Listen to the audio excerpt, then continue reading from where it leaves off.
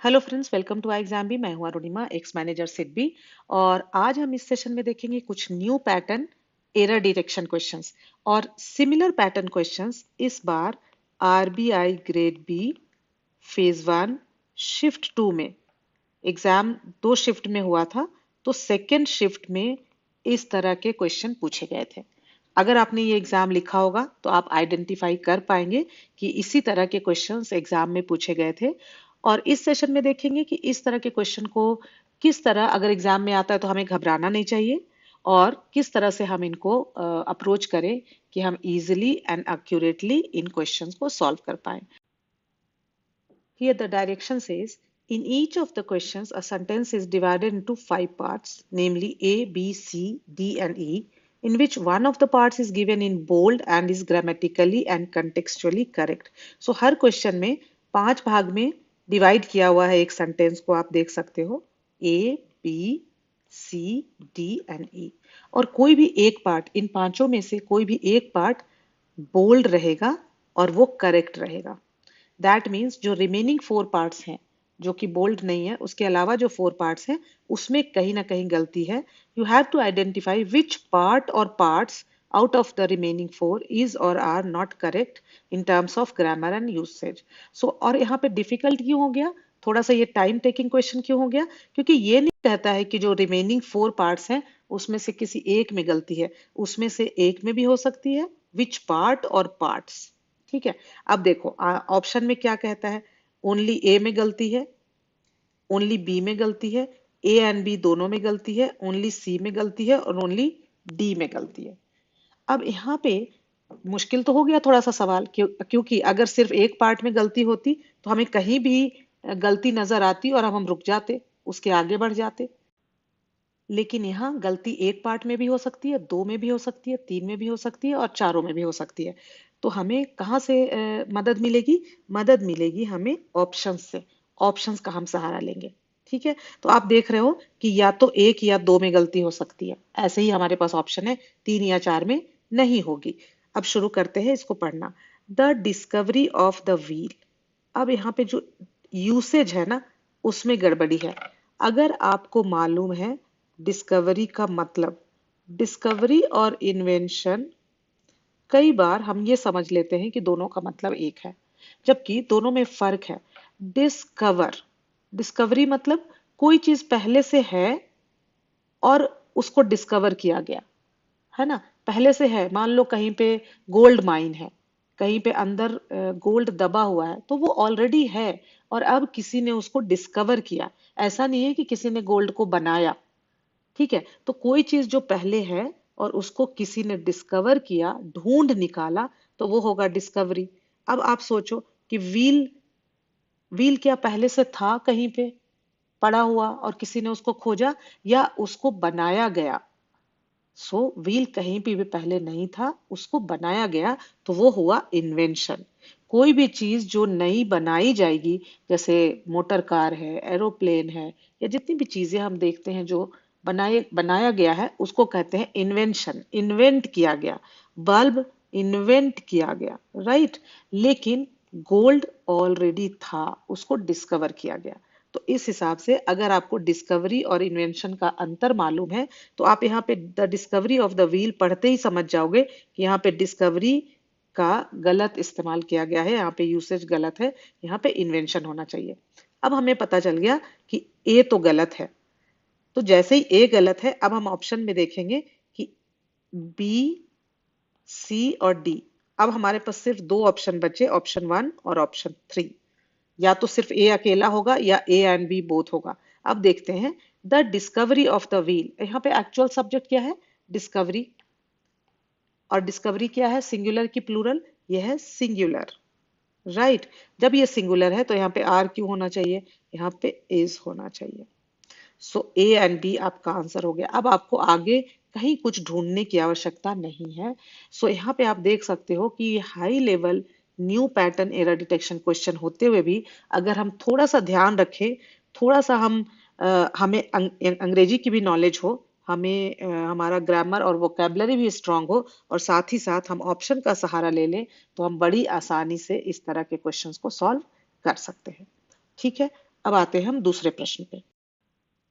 One of the oldest, most pernicious and widespread form of abuse of state power in India involve the police and enforcement agencies selectively targeting political and ideological opponents of the ruling dispensation to interrogate, humiliate, harass, arrest, torture, and imprison them ostensibly on grounds unrelated to their ideology or politics, while sparing comparably placed supporters and friends of rulers of the day. अब देखो ये कितना लंबा चौड़ा sentence है, किस तरह से इसको सॉल्व करेंगे देखते हैं। अब आपका जो पार्ट सी है वो आपका बोल्ड है, मतलब पार्ट सी में गलती नहीं हो सकती, हमारे डायरेक्शन में लिखा हुआ था। अब अगर आपको मालूम है यहाँ पे कहता है वन ऑफ द, तो वन ऑफ कभी भी जब होगा वन ऑफ द के बाद जो भी नाउन आएगा या प्रनाउन आएगा वो हमेशा प्लूरल होगा, क्योंकि कई सारे में से एक। Getting my point? सो आप इस बात को गांठ बांध ले कि जब भी वन ऑफ द होगा इसके बाद जो भी नाउन या प्रनाउन होगा वन ऑफ द ही नहीं कह सकते, वन ऑफ ही नहीं कह सकते, वन ऑफ देम कह सकते हैं। प्रनाउन होगा तो वन ऑफ द बॉय नहीं कह सकते, जब भी कहेंगे वन ऑफ द बॉयज कहेंगे, क्योंकि बहुत सारे में से एक बॉय की बात हो रही है। सो अगर हम इसको यहाँ पे अप्लाई करते हैं one of the oldest most pernicious and wide spread form, तो यहाँ पे हो जाए होना चाहिए फॉर्म्स, राइट। सो ये हम रूल याद रखेंगे। दूसरी बात, अब मान लो यहाँ पे हुआ वन ऑफ द बॉयज, तो वन ऑफ के बाद तो ये जो नाउन आया वो प्लूरल आया, लेकिन अब जो ये पूरा सब्जेक्ट बना वो हो गया सिंगुलर। सो दो बातें हमें याद रखने वाली है कि जब भी वन ऑफ द रहेगा तो उसके बाद जो नाउन आएगा वो प्लूरल होगा। लेकिन अब किसके बारे में बात की जा रही है, बॉयज के बारे में कि एक बॉय के बारे में?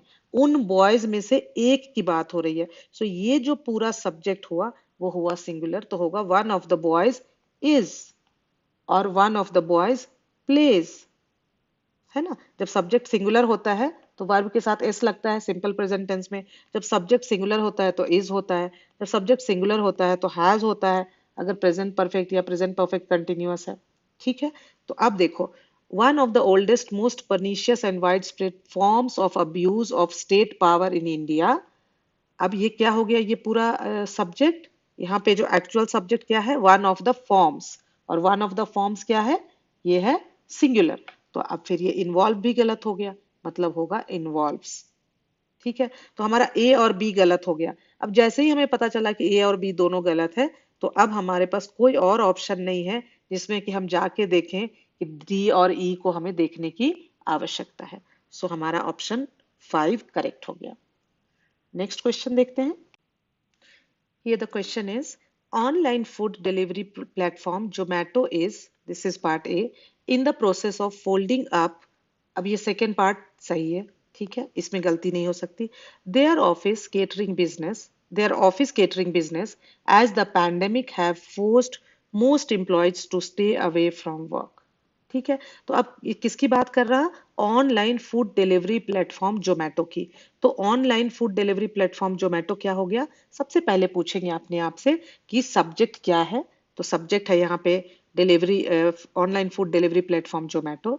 और अब पूछेंगे अपने आप से कि ये सिंगुलर है कि प्लूरल है, तो ये सिंगुलर है, तो ये इज सही हो गया, मतलब कि हमारा इज ए पार्ट सही है।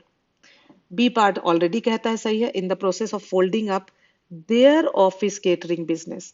अब यहाँ पे देयर किसके लिए आ रहा है, ये जो देयर आ रहा है ये किसके लिए आ रहा है, सब्जेक्ट क्या है, सिंगुलर, तो सिंगुलर सब्जेक्ट के लिए आ रहा है, जोमेटो के लिए आ रहा है, तो यहाँ पे देयर गलत हो गया, क्योंकि सब्जेक्ट सिंगुलर था, तो यहाँ पे क्या होना चाहिए था, it's, right, it's office catering business.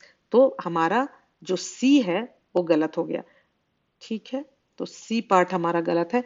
As the pandemic have forced, अब अगेन फिर देखो पैंडेमिक क्या है, सिंगुलर की प्लूरल, पैंडेमिक भी सिंगुलर है, तो फिर हैव क्यों होना चाहिए, यहाँ होना चाहिए हैज, तो हमारा डी भी गलत हो गया। अब जैसे सी और डी दो हमें गलत मिले, फटाफट से हम ऑप्शन देखेंगे, क्योंकि हमें कोई भी ऑप्शन ऐसा नहीं दिख रहा जिसमें 3 गलत है, या तो एक गलत है या 2 गलत है, तो सी और डी हमें मिले गलत। सो हमारा फोर्थ ऑप्शन हो जाएगा सही ऑप्शन। ठीक है, आंसर होगा हमारा फोर्थ, क्योंकि सी और डी दोनों पार्ट गलत है। हर क्वेश्चन को आई होप कि आप पहले खुद ट्राई कर रहे होंगे वीडियो को पॉज करके, और फिर अपना आप आंसर निकाल के फिर आप मेरे एक्सप्लेनेशन को देख करके अपना आंसर मैच करोगे। मैच हो जाता है बहुत अच्छी बात है। अगर आपका आंसर और मेरा आंसर मैच नहीं होता है, तब आप जरूर देखें कि आपने कहाँ गलती की थी, और आप एक एरर डिटेक्शन का जरूर नोटबुक रखें, और उसमें जो जिन जिन सवालों में आप गलत कर रहे हैं उसमें आपको क्या सीखने को मिला, उसको आप नोट डाउन करते जाएं, नंबर 1 नंबर 2। इस तरह से आपका एक अच्छा एक रिवीजन नोटबुक बन जाएगा, और जब आपका एग्जाम होगा तो एक बार उसको आप एक नज़र देख लोगे, तो आपको जितने भी तरह के एरर्स से सवाल पूछे जाते हैं आपका पूरा अच्छी तरह रिवाइज हो जाएगा। सो ये सब तैयारी होती है कि जब मेरा एग्जाम में 7-8 डेज बचेगा, 10 दिन बचेंगे, उसके लिए आपको तैयारी अभी से करनी होती है, नहीं तो उस समय फिर रिवीजन करना मुश्किल हो जाता है।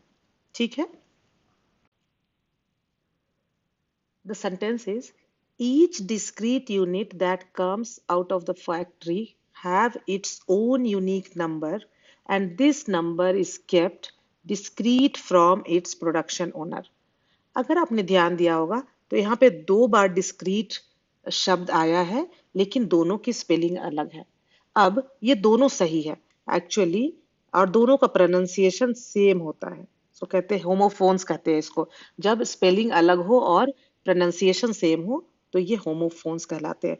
ये काफी इंपॉर्टेंट होते हैं आपके एग्जामिनेशन पॉइंट ऑफ व्यू से, होमोनिम्स, होमोफोन्स। अब यहाँ पे आप देखो, थोड़ा सा यहाँ पे CREET है और यहाँ पे CRETE है। दोनों का जो मतलब होता है, दोनों की मीनिंग में फर्क होता है। जो डबल ई वाला टी है इसका मतलब होता है सीक्रेट, राइट। और जो CRET है, ई है, उसका मतलब होता है डिस्टिंक्ट। अब आप अगर ध्यान से देखोगे तो यहाँ पे जो यूज किया हुआ है, जो यूसेज है, वो अ, जहाँ पे ये वाला डिस्क्रीट होना चाहिए वहां पे ये सीक्रेट वाला है, और जहां पे सीक्रेट वाला होना चाहिए वहां पे डिस्टिंक्ट वाला है। तो यहाँ पे फर्स्ट जो है, each secret unit that comes out of the factory have its own unique number. तो यूनिक नंबर सबका अलग अलग है, मतलब वो क्या है, डिस्टिंक्ट है। And this number is kept discrete from its production owner, और ये नंबर जो है प्रोडक्शन ओनर से छुपा के रखा जाता है, सीक्रेट रखा जाता है। सो एक्चुअली यहाँ पे होना चाहिए डिस्क्रीट, CRETE, और यहाँ पे होना चाहिए डिस्क्रीट। तो आप देखो, अगर आपको ये दोनों का मतलब पता हो तो आप यहाँ पे देखते ही समझ जाओगे कि यहाँ पे गलत यूज किया गया है, राइट। तो अब हमारा ए और ई तो गलत हो ही गया। तो ए और ई दोनों गलत हो ऐसा हमें सिर्फ ऑप्शन नंबर 4 मिल रहा है। ठीक है, लेकिन हमने अभी ए और ई में, तो हम एग्जाम में तो सीधा ऑप्शन नंबर 4 को मार्क कर देंगे, लेकिन यहाँ पे क्विकली देख लेते हैं कि बी क्यों गलत है। Each discrete unit that comes out of the factory have. अब यहाँ पे किसकी बात हो रही है, ईच डिस्क्रीट यूनिट जो है वो एक्चुअल सब्जेक्ट है। सो सब्जेक्ट वर्ब एग्रीमेंट बहुत ही इंपॉर्टेंट हो जाता है आपके एरर डिटेक्शन में। So each discrete unit singular subject है, इसलिए दैट कम्स सही है। आउट ऑफ द फैक्ट्री, फिर यहाँ हैव क्यों होना चाहिए, हैज होना चाहिए था, इसीलिए हमारा बी भी गलत है। So option number 4 is your correct answer, because part A, B and E, all these three parts are incorrect. Let us see the next question. Here the sentence is, a fog of plashing rain hanged in red gloom about the many watchfires of the insurgents, but the Austrian headquarters lie somber and still. ठीक है, अब यहाँ पे कुछ meaning अगर आपको नहीं मालूम है, यहाँ पे कहता है fog of plashing rain hanged in red gloom about the many watch fires. Watch fires क्या होता है, जो मशाले होती हैं, है ना। आपने देखा होगा कि कहीं बहुत अंधेरा है तो मशाले जलाई जाती हैं, अक्सर वार में या ऐसी कई जगह पे जहाँ पे कि सुरक्षा की आवश्यकता है। ऑफ द इंसर्जेंट्स, इंसर्जेंट्स कौन होते हैं, जो अपने ही देश के गवर्नमेंट के खिलाफ जो आवाज उठाते हैं, सो उनको कहा जाता है insurgents. But the Austrian headquarters lie sombre and still. अब हमें देखना है ग्रामेटिकली कहाँ पे क्या गलत है। अब यहाँ पे है हैंग्ड। जहां पे हैंग की बात है तो हैंग का पास्ट क्या होता है? आपको मालूम है ना कि कभी भी कोई वर्ब है तो उसका पास्ट पार्टिसिपल और पास्ट टेंस होगा, सेकेंड फॉर्म और थर्ड फॉर्म। तो हैंग हो गया फर्स्ट फॉर्म वर्ब का, और वर्ब का सेकेंड फॉर्म हैंग का क्या होता है बताओ? हंग होता है या हैंग्ड होता है? सो हैंग, हंग, हंग थर्ड फॉर्म, या फिर हैंग, हैंग्ड, हैंग्ड। इसमें से नंबर वन सही है या नंबर टू सही है? क्या फर्क है दोनों में? पहले वाले में मैंने वर्ब का सेकंड और थर्ड फॉर्म हंग और हंग बताया, और सेकंड वाले में हैंग्ड और हैंग्ड बताया। सो एक्चुअली दोनों सही है, लेकिन अलग अलग जगह पे यूज होता है, और ये आपको मालूम होना चाहिए। आपने बहुत बार सुना होगा हैंग्ड टिल डेथ, राइट? तो जब भी किसी को फांसी देने का सेंस होता है तब होता है हैंग्ड, लेकिन किसी चीज को टांगने का सेंस होता है तो होता है हंग। आप कहते हो दीवार पे कुछ टांगने की बात हो रही है तो होगा हैंग। हैंग तो दोनों में सेम है, हैंग हंग हंग। लेकिन किसी को फांसी देने की, किसी को जान से मार डालने के, जहां पे सेंस ऑफ किलिंग समबडी है, वहां पे होगा हैंग्ड। तो अब हम देखेंगे यहाँ पे fog of plashing rain hanged, तो यहाँ पे तो किसी को फांसी नहीं दी जा रही है, तो ये हैंग्ड गलत हो गया। यहाँ पे क्या होना चाहिए? तो हंग होना चाहिए। ठीक है, सो ए तो गलत हो गया। अब आपको क्या ध्यान रखना है? अब अपनी रिवीजन नोटबुक में क्या लिखेंगे? हैंग के दोनों तरह के पास्ट लिख देंगे, और वहां पे छोटा छोटा साइड में नोटिंग कर देंगे कि कौन सा वाला हंग, और हंग कहाँ यूज होता है, हैंग कहाँ यूज होता है। ठीक है, सो अब हमारा ए तो रॉन्ग हो गया, तो फटाफट हम ऑप्शन पे जाएंगे। ऑप्शन में ओनली ए, और उसके बाद हमारा ये दो डिस्कार्ड हो गया, तीन डिस्कार्ड हो गया, और फोर भी डिस्कार्ड हो गया, और फिर बोथ ए एंड ई। तो या तो ओनली ए होगा या बोथ ए एंड ई होगा। तो फटाफट हम ई को देख लेते हैं। कहता है but the Austrian headquarters lie sombre and still. अब यहाँ पे आपको ये समझना होगा कि ये सेंटेंस जो है पास्ट टेंस में है, तो यहाँ पे फिर ये प्रेजेंट टेंस कैसे हो जाएगा? लाई यहाँ पे गलत हो गया, और लाई का पास्ट क्या होता है? ले। सो यहाँ पे होना चाहिए the Austrian headquarters lay somber and still. So your correct answer would be option number 5, क्योंकि पार्ट ए और पार्ट ई दोनों ही पार्ट गलत है। ठीक है, सो ये कुछ क्वेश्चंस थे जो हमने देखे। आई होप कि आपको ये समझने में मदद मिली होगी कि किस तरह से जब आप अपनी वोकैबलरी इंप्रूव करते हो, या कुछ ग्रामर रूल्स पढ़ते हो, या आपकी जब रीडिंग हैबिट इंप्रूव होती है, तो किस तरह से चीजों को आप बखूबी समझ पाते हैं, और किसी भी सेंटेंस को आप बहुत जल्दी यू कैन मेक आउट कि what it is saying, right? So ये बहुत जरूरी है। इसके लिए आपको मालूम होगा आई एग्जाम के मेन चैनल पे every day actually we discuss Hindu editorial. एक एडिटोरियल हिंदू का डिस्कस करते हैं, जिसमें कि वोकैबलरी प्लस उसमें जो टॉपिक है, जिस मुद्दे पे बात हो रही है, उसके बारे में डिटेल में चर्चा करते हैं, और साथ ही साथ उसमें से कोई करंट अफेयर्स क्वेश्चंस निकल सकता है तो उसके बारे में भी बात करते हैं। सो अगर आप अपनी इंग्लिश इंप्रूव करना चाहते हैं तो हम हमेशा बोलते हैं कि आपको एक एडिटोरियल जरूर पढ़ना चाहिए, और इफ यू फील कि आप जब एडिटोरियल पढ़ते हैं तो बात पूरी तरह समझ में नहीं आती है, आप बिगिनर हैं, तो मैं आपको जरूर ये सजेस्ट करूंगी कि आप वो हिंदू एडिटोरियल डिस्कशन रोज देखा करें। With in 10-15 days you will see कि काफी आपकी इंग्लिश इंप्रूव हो जाती है। हमारे वेबसाइट पे, आई एग्जाम भी वेबसाइट पे भी आपको एक हिंदू एडिटोरियल कॉर्नर मिलता है, जहाँ पे जो आर्टिकल डिस्कस किया गया है उसका पीडीएफ, प्लस वो वीडियो, रिकॉर्डेड वीडियो, प्लस जीए क्वेश्चंस, जो करंट अफेयर्स के क्वेश्चंस बन सकते हैं उस आर्टिकल से, और फिर इंग्लिश वोकैबलरी डिटेल में, हिंदी में मीनिंग, इंग्लिश में मीनिंग, और साथ ही साथ आपको यूसेज, और उसके बाद इंग्लिश के questions based on these words जो कि डिस्कस किए गए हैं उस आर्टिकल में। सो ये पांचों चीजें जब आपको एक साथ मिलती है, अगर आप बिगिनर भी हैं और 1 आवर डेली अगर आप इस पे दे देते हैं, बहुत जल्द आप देखेंगे कि आपकी इंग्लिश बहुत ज्यादा इंप्रूव हो गई, खास करके आपके इस एग्जामिनेशन के लिए। सो उन वीडियोस का जो प्लेलिस्ट है उसका लिंक आपको मिल जाएगा डिस्क्रिप्शन बॉक्स में। साथ ही साथ हमने जो क्वेश्चंस आज डिस्कस किए उसका भी PDF with detailed explanation with answer and detailed explanation. आपको उसका पीडीएफ भी डिस्क्रिप्शन बॉक्स में मिल जाएगा। सो आप चाहें तो एक बार इस वीडियो को देखने के बाद दोबारा आप उस पीडीएफ को रेफर कर सकते हैं। आप किसी भी बैंकिंग एग्जाम की तैयारी कर रहे हैं, आई एग्जाम बी के साथ actually you can prepare 50% faster because because of short crisp notes and videos. Her video के साथ कॉन्सेप्ट चेक क्वेश्चंस काफी सिस्टमेटिक तरीके से आपका जो हर कोर्स को क्यूरेट किया गया है, और उसमें videos, short crisp videos, concept check questions, then chapter tests, easy level, moderate level, difficult level, after that section test and then mock test, plus lot many practice questions.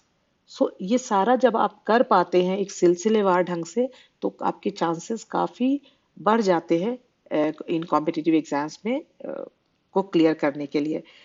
Further कोई जानकारी आप चाहते हैं तो आप 9205524028 पे संपर्क कर सकते हैं। साथ ही साथ अगर आपको लगता है कि इस सेशन से आपको कुछ भी मदद मिली है आपकी इंग्लिश को सुधारने में, तो आप जरूर वीडियो को लाइक करें, शेयर करें, और अगर आपने इस चैनल को सब्सक्राइब नहीं किया है, जरूर आप इस चैनल को सब्सक्राइब करें। Thank you friends, thanks for watching.